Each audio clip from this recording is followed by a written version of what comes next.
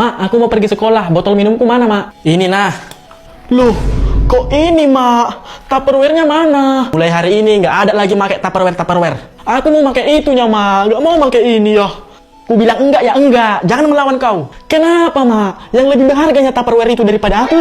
Ya jelas. Ada apa ini? Pagi-pagi pun kalian udah ribut kali. Ini, Pak. Nggak mau lagi Mama ngasih aku pakai Tupperware. Oh, alamah. Udah, kasih aja lah. Nggak mau aku. Itu tinggal satu-satunya ya. Kalau rusak, gimana?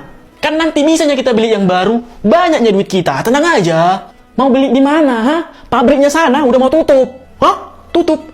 Lagian kan bisanya kita beli merek yang lain. Kan banyak yang sama. Pokoknya nggak mau aku. Di hatiku ini hanya ada Tupperware. Hah? Jadi aku nggak ada lah di hatimu? Ya ada. Tapi ya di bagian pinggir-pinggirnya lah. Ada apa ini? Kenapa kalian bertengkar?